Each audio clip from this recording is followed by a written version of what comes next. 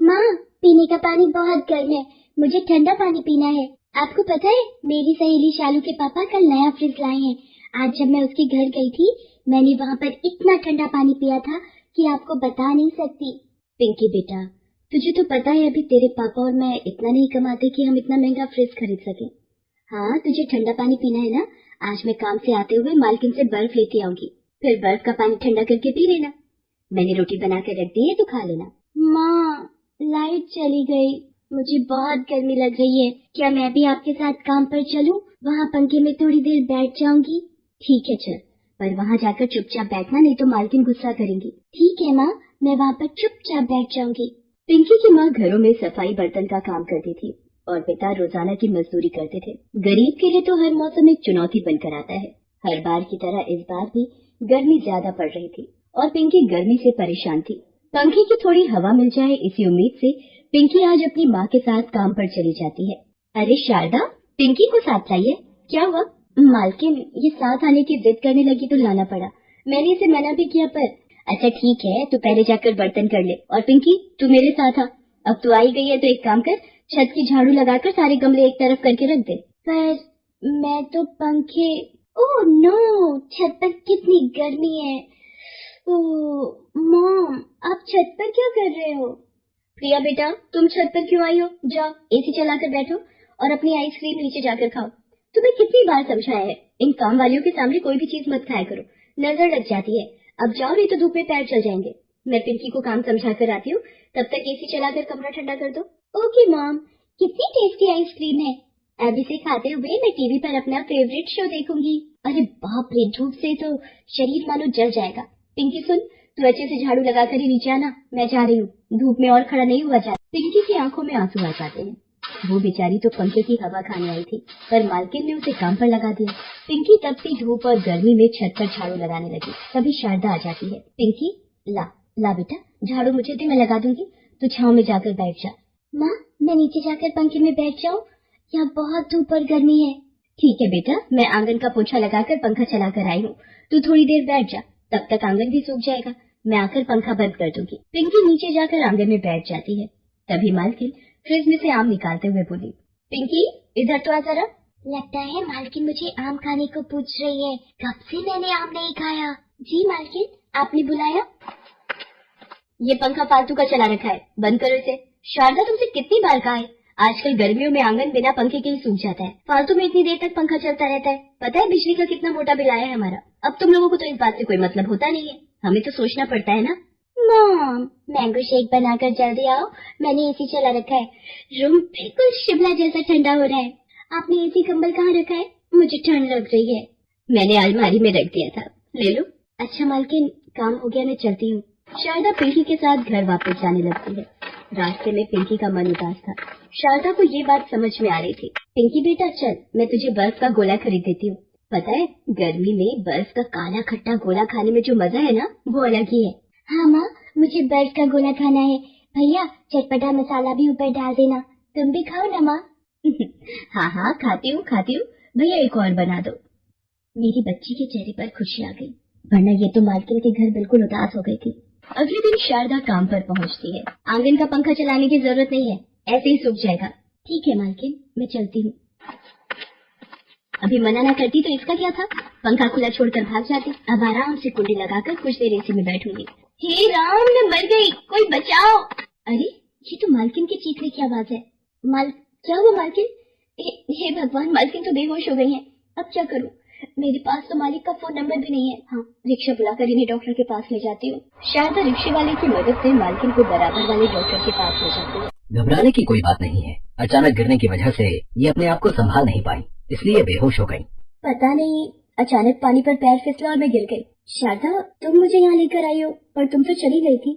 नहीं मालकिन, वो मैं सीढ़ियों का पोछा लगाना भूल गई थी, तो वही लगाती हुई सीढ़ियों से नीचे तक जा रही थी। अचानक आपकी आवाज सुनकर मैं ऊपर भाग आई। ये कुछ दवाई मैंने लिख दी है, आप ये ले लेना। शारदा मालकिन को घर ले आती है। गलती मेरी ही थी, मैंने ही तुम्हें पंखा चलाने के लिए मना किया था। मालकिन, ये मैं नींबू चीनी की शिकंजी बनाकर लाई हूँ, आप ये पी लो, इससे आपको आराम मिलेगा। शारदा, तुम भी तो पसीने से भीग रही हो, थोड़ी शिकंजी तुम भी पी लो, कब से मेरे चक्कर में इधर उधर घूम रही हो। मैं इस बेचारी को कितना डांट देती हूँ, पर इसने पल भर भी नहीं लगाया मुझे डॉक्टर के पास ले जाने के लिए। मुझे अपनी गलती को सुधारना होगा। शारदा घर चली जाती है, पर उसकी मालकिन के मन में कुछ और ही चल रहा होता है। अरे सुषमा, तुम ठीक तो हो ना? हाँ, अब मैं ठीक हूँ। वो तो शारदा यही थी, वरना पता नहीं क्या हो जाता। वही मुझे डॉक्टर के पास ले गई थी। गलती मेरी ही थी, मैंने ही उसे आंगन का पंखा चलाने के लिए मना किया था। अच्छा सुनो, मैं सोच रही थी बहुत गर्मी पड़ रही है, क्यों ना हम शारदा को एक दीवार वाला पंखा खरीद कर देते। उस बेचारी के पास मेज पर रखने वाला एक छोटा सा ही पंखा है। बहुत गर्मी पड़ रही है। मैंने देखा था उसकी बच्ची बेचारी पंखे की हवा को तरसती है, और वो भी तो पूरा दिन घर के कामों में लगी रहती है। रात भर बेचारी कैसे सोती होगी। हम ना जाने अपने ऊपर कितना खर्च कर लेते हैं, क्यों ना एक गरीब की मदद की जाए। ठीक है सुषमा, शारदा को पंखा देने के साथ साथ तुम्हारी बात को सुनकर मेरे मन में एक विचार और आया है। क्यों ना हम अपनी कॉलोनी की सड़क पर ठंडे पानी की मशीन लगवा लें। राह चलते लोगों को पानी की बहुत प्यास लगती है। रिक्शा वाले, सब्जी, फल और सामान के ठेले वाले, राह पर चलते राहगीर जब गर्मी में तप रहे होते हैं, और गर्मी में सबसे पहली जरूरत ठंडा पानी, जो उन्हें नहीं मिलता। यहाँ से गुजरने वाले लोगों को तो कम से कम पीने का ठंडा पानी मिल ही जाएगा। ये आपने बहुत अच्छा सोचा है। सुषमा शारदा को एक नया पंखा खरीद कर देती है। पिंकी नए पंखे की हवा खाकर बहुत खुश थी। सुषमा का पति राकेश अपनी कॉलोनी के बाहर सड़क के किनारे एक ठंडे पानी की मशीन लगवा देता है। वहाँ से गुजरते हर राहगीर को गर्मियों में ठंडा पानी पीकर राहत मिलती देख सुषमा और राकेश बहुत खुश। मधु और संतोष की शादी से उन्हें 2 बेटियां पूजा और गौरी हुई। बेटी की चाहत में इस बार मधु तीसरी बार गर्भवती थी। अजी तुम देखना, इस बार बेटा ही पैदा होगा। मधु, पहले भी तुमने यही कहा था, मगर दोनों बार बेटी पैदा हुई। क्या गारंटी है कि इस बार बेटा होगा? मेरी सहेली सोनल थी ना, उसकी 2 बेटियां हैं और तीसरा बच्चा उसने पूरी प्लानिंग से किया। तीसरे महीने में हम सोनोग्राफी करा लेंगे। आखिरकार लड़के की लालच में दोनों दंपति अवैध तौर से सोनोग्राफी कराते हैं, जिसमें मधु को पता चलता है कि उसके गर्भ में बेटा पल रहा है। गुजरते समय के साथ मधु बेटे को जन्म देती है। बेटे को देखकर संतोष बहुत खुश होता है। मधु देखो, हमारा बेटा कितना सुंदर है, एकदम शहजादे जैसा। अजी मैंने तो इसका प्यारा सा नाम भी सोच लिया है, प्रिंस, मेरा प्यारा प्रिंस। मधु और संतोष न सिर्फ बेटे का नाम प्रिंस रखते हैं, बल्कि उसकी परवरिश भी राजकुमार की तरह की जाती है। संतोष प्रिंस के लिए महंगे महंगे खिलौने, झूले घर लेकर आता है, जिसे देखकर गौरी और पूजा पूछती है, पिताजी आप प्रिंस के लिए इतने सारे खिलौने लाए हैं, मुझे और गौरी दीदी को भी एक गुड़िया दिला दो। अपनी बेटियों की बात पर संतोष बिगड़ते हुए कहता है, चुप करो दोनों, मेरे पास क्या पैसों का पेड़ लगा है जो तुम्हारे शौक पूरे करूं? बड़ी आई गुड़िया से खेलने वाली, खबरदार जो मेरे बेटे के खिलौनों को छुआ भी तो है। अब जाओ, मेरे लिए मटके से पानी लेकर आओ ठंडा ठंडा। पिता की फटकार में छिपी फर्कबाजी को देखकर दोनों बच्ची कुड़ती हुई किचन में आ जाती है। पता नहीं माँ पिताजी हमारे साथ इतना फर्क क्यों करते हैं। पूजा और गौरी को बातें करता देखकर मधु गुस्से से उन पर चिल्लाते हुए कहती है, वहाँ तुम्हारे पिताजी पानी का इंतजार कर रहे हैं और तुम दोनों यहाँ मजे से गप्पे मार रही हो। अब यही गर्मी में बैठकर ग्वारफली काट धोकर रखो। और गौरी तुम आटा गूंदो, मैं प्रिंस के पास कमरे में जा रही हूँ। मगर माँ, अगर हम ये सब काम करेंगे तो स्कूल का होमवर्क कब करेंगे? और यहाँ तो बहुत गर्मी है। एक दिन तुम दोनों होमवर्क नहीं करोगे तो क्या बिगड़ जाएगा? और वैसे भी ज्यादा पढ़ लिख कर तुम कौन सा जज कलेक्टर बन जाओगी? कोई गर्मी नहीं है यहाँ, चुपचाप काम करो। दोनों बेटियां भरी गर्मी में रसोई में काम करती हैं। अब हर रोज पूजा और गौरी गर्मी में सुबह सुबह उठकर घर की साफ सफाई करती हैं, बर्तन मांजती है और कड़ी धूप में स्कूल जाती हैं। अब वक्त गुजरने के साथ प्रिंस 5 साल का हो जाता है। सुनो जी, हमारा प्रिंस बड़ा हो गया है, अब हमें इसका स्कूल में एडमिशन करा देना चाहिए। माँ, हमारे स्कूल में छोटे बच्चों का दाखिला शुरू हो गया है, आप हमारे भाई प्रिंस का दाखिला हमारे स्कूल में करा दीजिए। अपनी बेटियों के मुंह से अपने बेटे को सरकारी स्कूल में दाखिला दिलाने की बात पर संतोष चिढ़कर खुंदक में आकर कहता है, बिल्कुल भी नहीं, प्रिंस मेरा इकलौता बेटा है, मैं उसे खैराती सरकारी स्कूल में नहीं डालूंगा। मेरा प्रिंस प्राइवेट हाई स्कूल में पढ़ेगा। प्रिंस को प्राइवेट स्कूल में पढ़ाने वाली बात से दोनों बेटियों को बहुत बुरा लगता है और वो कहती है, पिताजी हम भी तो आपकी बेटियां हैं, फिर आपने हमारा दाखिला सरकारी स्कूल में कराया और प्रिंस की बारी पर आप उसे प्राइवेट स्कूल में पढ़ाएंगे। आप हमारे साथ ये फर्क क्यों करते हैं? क्योंकि तुम दोनों बेटियां हो, तुम्हें पराए घर जाना है। और नहीं तो क्या, तुम दोनों तो एक दिन इस घर को ढोकर लेकर चली जाओगी, मगर हमारा बेटा हमारे बुढ़ापे का सहारा बनेगा। अपने माता पिता के अंदर बेटे और बेटियों को लेकर फर्क भरी इस सोच से दोनों बेटियों को बहुत बुरा लगता है, जिसके बाद संतोष प्रिंस का एडमिशन एक प्राइवेट स्कूल में करा देता है। प्रिंस हर रोज स्कूल वैन में स्कूल आया जाया करता है। माँ, बाहर बहुत गर्मी हो रही है, हमें 20 रुपए दे दो ताकि हम रिक्शे से स्कूल चले जाएंगे। अरे पैसे क्या पेड़ पर उगते हैं? हम तुम्हें स्कूल पढ़ा रहे हैं, यही बड़ी बात है। मैं तुम्हें एक फूटी कौड़ी नहीं दूंगी। इतने में प्रिंस स्कूल यूनिफॉर्म पहनकर मधु के पास आकर कहता है, माँ मुझे 100 रुपए दे दो। आपको पता है मेरे हाई स्कूल में बड़ा सा कैंटीन है, वहाँ पर बहुत सारी कोल्ड ड्रिंक पेस्ट्री मिलती है, वो मुझे खाना है। हाँ हाँ, क्यों नहीं प्रिंस बेटा, ये ले, तू तो 100 रुपए रख, पेट भर कर खाना।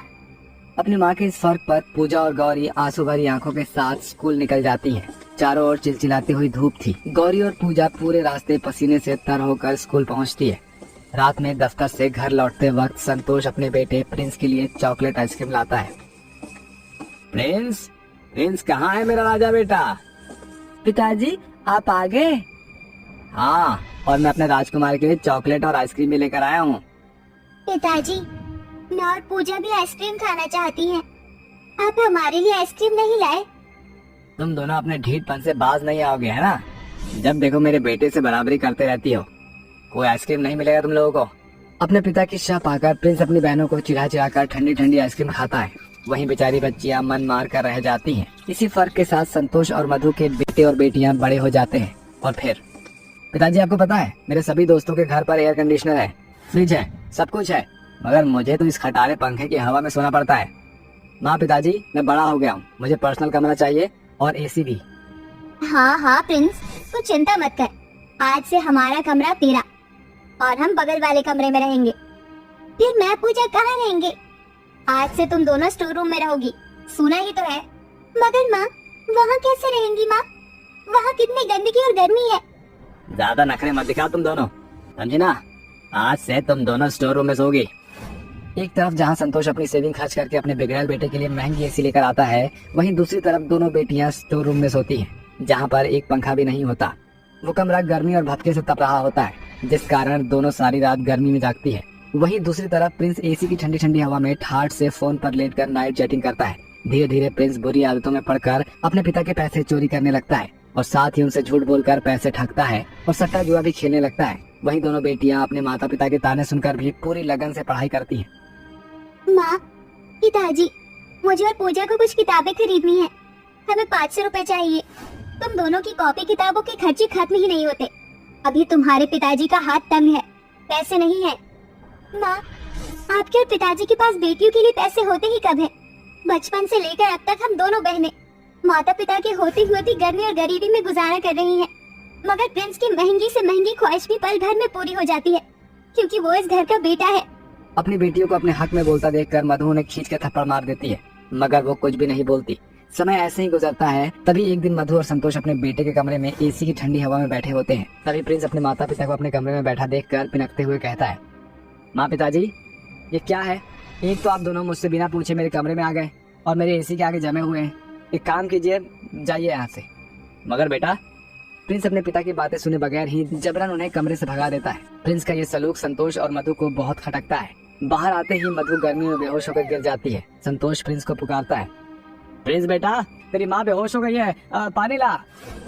पिताजी, आप तो ऐसे आंसू बहा रहे हो जैसे माँ मर गई है। मैं आपका नौकर नहीं हूँ जो आपको पानी दूं। ये सुनकर संतोष की आंखों में आंसू आ जाते हैं। तभी पूजा और गौरी मधु के चेहरे पर पानी के छींटे डालकर उन्हें पानी पिलाती है।